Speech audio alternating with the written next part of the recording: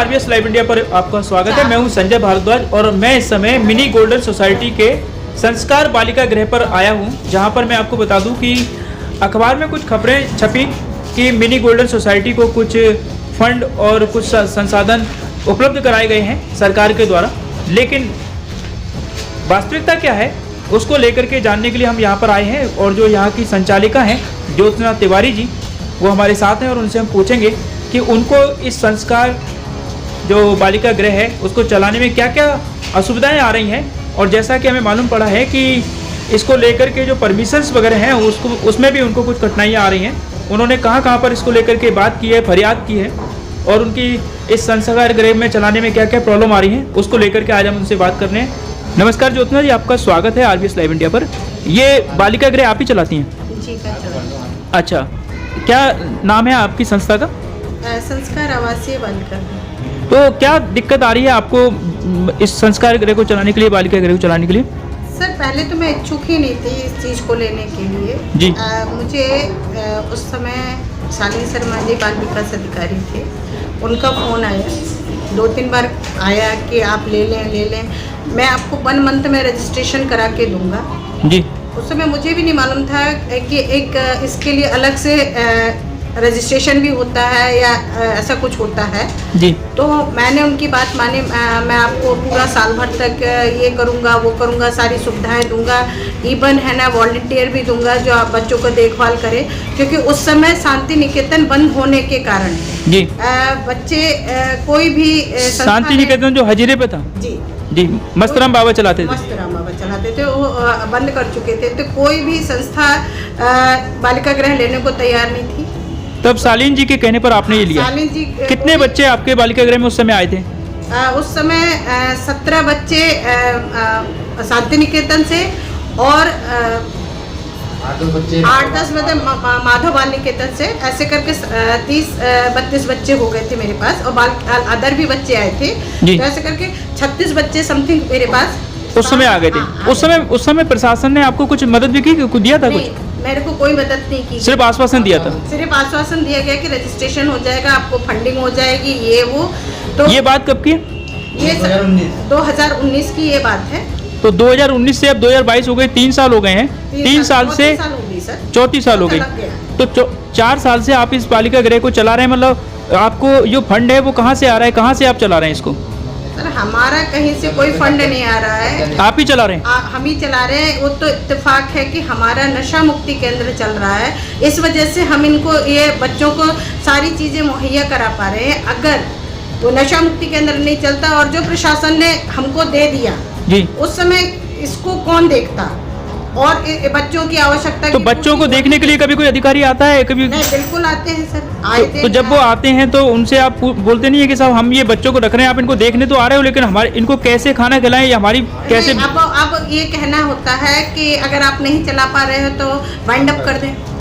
तो wind up करेंगे, बच्चे कहाँ जाएंगे? वो बच्चे सर उनकी वो है, लेकिन सर अभी एक संचालिका है ज्योति चौहान जी, वो एक बालिका गृह चला रही थी इसी तरह से कुछ, तो उनके बच्चे भी आपके यहाँ भेजे गए? हाँ, फॉस्टर केयर चला है। उनका भी बंद करा दिया है?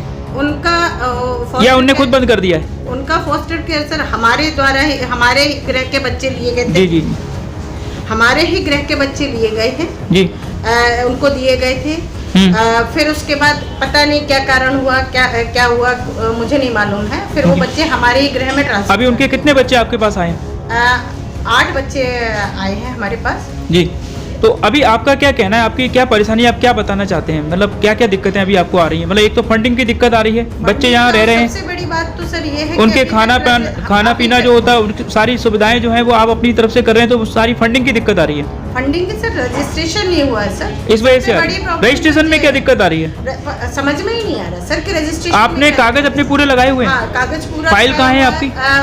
फाइल भोपाल में 2 बार संचालनालय में है और 2 बार कलेक्टर के द्वारा रिकमेंड भी हो चुका है, ग्वालियर कलेक्टर के द्वारा, और प्लस जो राजीव सिंह जी थे उनके द्वारा भी 2 बार लेटर दिया जा चुका है कि उनका कार्य अच्छा है। आप इस बात पे ध्यान दें। भोपाल में भी जो दोबारा फाइल रिजेक्ट हुई है वो विदाउट कारण, बिना कारण के फाइल पे कुछ नोट लगा के नहीं भेजते किसी ने कोई भी मतलब बस एक रिजेक्ट का हमको पकड़ा, हमको बताया भी नहीं गया था। ये तो मैं आभारी राहुल पाठक जी की हूँ, राहुल पाठक सर की, जो उन्होंने मुझे बताया कि ज्योत्सना जी आपकी फाइल रिजेक्ट हो गई है। मुझे तो आज तक यही नहीं पता पड़ा कि मेरी फाइल रिजेक्ट मार्च में ही हो गई थी।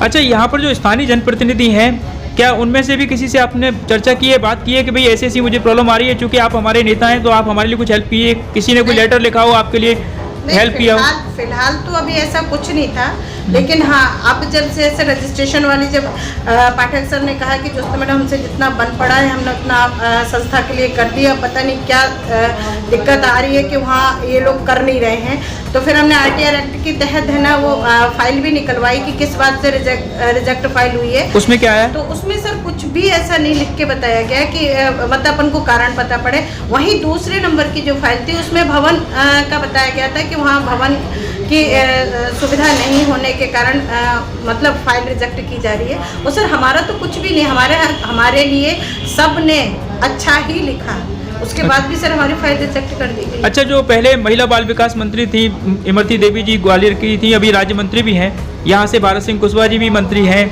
मुन्नालाल गोयल जी भी बीज निगम मंडल के अध्यक्ष हैं, राज्य मंत्री का दर्जा प्राप्त हैं, प्रभारी मंत्री भी तुलसी सिलावट जी हैं, बहुत सारे लोग हैं। क्या इन लोगों से भी किसी चर्चा की है, कोई आपने अपनी बात रखी है कि भाई मेरे को ये परेशानी आ रही है, कुछ हेल्प कीजिए? इन्होंने कोई आश्वासन दिया हो? सर अभी तो ऐसा परेशानी वाली बात नहीं कही है, बस एक रजिस्ट्रेशन। अब सर यही लगता है कि बच्चियों से लगाव हो गया है। मैं चाहती हूँ कि इसको विधिवत चलाऊँ और परेशानी वाली बात नहीं कही है मैंने, बस हाँ उनसे रिक्वेस्ट की है कि सर आपके द्वारा, आप लोगों के सहयोग के द्वारा रजिस्ट्रेशन हो जाए। तो बच्चियों को लेकर के मतलब आपको तकलीफ है, मतलब आपका ये कहना है? जी, बच्चियों को लेके तकलीफ है कि है ना, जब यहाँ से बच्चियाँ जाती हैं कहीं बाहर भेजा जाता है तो रोती हुई जाती है कि ज्योत्सना मैडम चाहती तो रोक सकती थी और उन्होंने रोका नहीं। आपका लगाव हो गया बच्चियों के साथ? सर जी, लेकिन परेशानी ये है कि अभी आपके पास फंड भी नहीं है और आपको ये चलाना भी है, और परमिशन मिल जाएगी तो सारी समस्याओं का समाधान हो जाएगा। अच्छे से और अच्छे ढंग से मैं चला सकती हूँ। मैंने तो इन बच्चों के नाम से जमीन भी ले रखी है कि खुद का इनका घर बनवाए।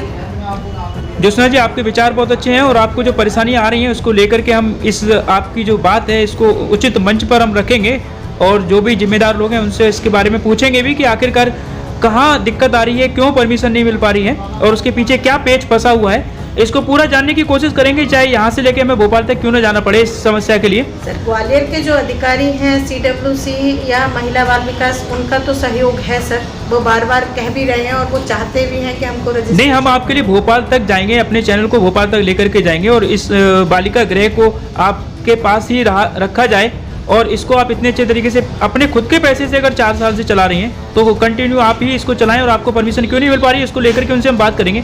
लेकिन जैसा कि भी आपने बताया हमें कि आपको कोई फंडिंग नहीं मिल रही है, पर स्थानीय कुछ अखबारों में ये खबरें छपी आपके इस बालिका गृह के नाम से, मिनी गिल्डर सोसाइटी के नाम से, कि आपको कुछ फंड मिल रहा है, तो उस पर आपका क्या कहना है? आप कह रहे हो कि नहीं मिल रहा है, अखबार में छप रहा है मिल रहा है। मैंने भी पढ़ा था कि है ना फॉस्टर केयर के अकॉर्डिंग मतलब सर अभी 1.5 साल से तो ऐसा कुछ नहीं मिला, पहले जरूर मिला था जी। कुछ जैसे जब शालीन शर्मा जी थे तो उन्होंने कुछ करवाया था और अभी 1.5 साल से तो ऐसा कुछ भी नहीं मिला है। 1.5-2 साल हो गए। मतलब क्या मिला था? अनाज मिला था, पैसे मिले थे? नहीं मिला था सर, 10 बच्चियों के जो फॉस्टर केयर के अकॉर्डिंग 10 बच्चियों का 2000 रुपये मिलता है जी, तो उस हिसाब से हमको 20,000 रुपये दिए। वो कब तक मिला था? नहीं, वो कंटिन्यू वो भी नहीं रहा है सर। अच्छा, कंटिन्यू मैं वो भी नहीं, मतलब 2-3 बार ही मिला है सर ये 4 साल में। 2-3 बार ही मिला है? हाँ 2-3 बार ही मिला, अभी 1.5-2 साल हो गए कंटिन्यू नहीं मिला, अभी 2 साल से बंद है। 2 साल से कुछ भी नहीं है टोटल, मतलब आप अपने पैसों से चला रहे हैं? अपने पैसों से। अच्छा, इसको चलाने के लिए क्या आपने यहाँ के जो बहुत सारे समाज सेवी लोग होते हैं, शहर के लोग हैं, क्या उनसे भी कोई आपने मदद मांगी? जब सरकार हेल्प नहीं कर रही, प्रशासन हेल्प नहीं कर रहा, तो क्या आपने उनसे कोई मदद मांगी ताकि ये चलता रहे? सर अपने आप जो आ जाते हैं वो हेल्प कर जाते हैं, उनका बिल्कुल मैं आभारी हूँ सर। मैंने अपने आप से फ़ोन लगा के कभी किसी से कोई हेल्प नहीं मांगी है, लेकिन हाँ जिसको जो भी अगर पता पड़ता है तो कोई एक टाइम का खाना दे जाता है या कोई अनाज दे जाता है, ऐसा सब कुछ मतलब कभी ऐसा हो जाता है। मतलब थोड़ा थोड़ा हेल्प मिलती रहती है? हाँ थोड़ी बहुत, जैसे कोई भी अब जैसे आप अभी स्टाफ कितना रखा हुआ है आपने? स्टाफ सर हमारे यहाँ 5 लोग हैं। उन 5 लोगों की सैलरी आप ही देती हैं अभी? जी सर मैं ही देती हूँ। लगभग कितना खर्चा हो जाता है मतलब सैलरी में? सैलरी में करीब 50-60-70 हज़ार रुपये समथिंग। मतलब ओवरऑल कितना खर्चा हो जाता होगा पूरा सेंटर चलाने में? अगर 70,000 रुपये तो आप सैलरी ही मान लें, हम्म प्लस 20,000 रुपये किराया है, हम्म 7-8 हज़ार रुपये बिजली का बिल आ जाता है। मतलब करीबन बच्चों का 1.5-2 लाख रुपए खर्च हो जाता होगा। आराम से 1.5-पौने 2 लाख रुपये खर्च हो जाते हैं। ठीक है ज्योत्सना जी, हमसे बात करने के लिए बहुत बहुत धन्यवाद। और आपकी जो समस्या है, आपकी जो परेशानी है, उसको लेकर के हम इस आपकी आवाज़ को उचित मंच पर जरूर रखेंगे। क्या नाम है आपका?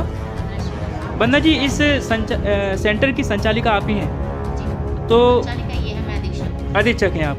तो यहाँ पर बच्चों को खाना पीना जो मिलता है वो सही मिल रहा है? हाँ, अच्छा, किस तरह का मेन्यू रहता है, कुछ बताएंगे आप?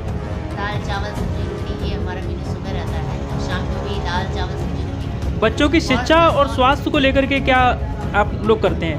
बच्चों की शिक्षा से थोड़ी जी। ठीक है, लेकिन फिर भी कोशिश कर रहे हैं अपनी तरफ से। पढ़ने जाते हैं स्कूल बच्चे वगैरह? स्कूल पढ़ने जाते हैं, कुछ बच्चे जाते हैं, कुछ अच्छा। प्राइवेट जाते हैं। अच्छा, बीमार हो जाते हैं तो उनको देखने के लिए डॉक्टर आता है यहाँ पर, या आप लेकर के जाते हैं? हॉस्पिटल लेकर जाते आप हॉस्पिटल लेकर जाते हैं। अच्छा, आपकी सैलरी वगैरह मैडम टाइम पे देती हैं? हैं। जाती है सर, मिल जाती है। चलिए, कोई परेशानी आपको कोई? नहीं है कोई परेशानी। जी। लेकिन मैडम की जो परेशानी है वो जायज़ है आपको लगता है? हाँ, बिल्कुल जायज़ है, इसलिए बच्चों का थोड़ा सा अगर पैसा हमको मिलेगा, जैसा बच्चों हमें को मालूम पड़ रहा है कि मिलेगा। भी शासन से प्रशासन से कोई सहयोग नहीं मिल रहा है, वो अपनी पॉकेट मनी से ही सब कुछ कर रही हैं, तो आपको लग रहा है कि शासन अगर देगा तो और अच्छा चला पाएंगे? और अच्छा चला पाएगा, और बच्चों के भी मतलब उनका भविष्य, उनके स्वास्थ्य के, उनकी शिक्षा के लिए बहुत प्रयास कर पाएंगे, इसके लिए और अच्छा कर पाएंगे। ओके, क्या नाम है आपका? बल्लूराम जी, आपको सैलरी वगैरह टाइम पे मिलती है? हम हमारे विभाग से सैलरी क्या? अच्छा, आपको शासन से मिलती है सैलरी? जी सर, तो यहाँ पर आपको है ना जो इस सेंटर चलता है, कोई दिक्कत आती है क्या? नहीं कोई दिक्कत नहीं। अच्छा, तो सेंटर सही चल रहा है आपकी नज़र में? आप तो विभाग के आदमी हैं। हाँ, बहुत अच्छा चल रहा है। बहुत अच्छा।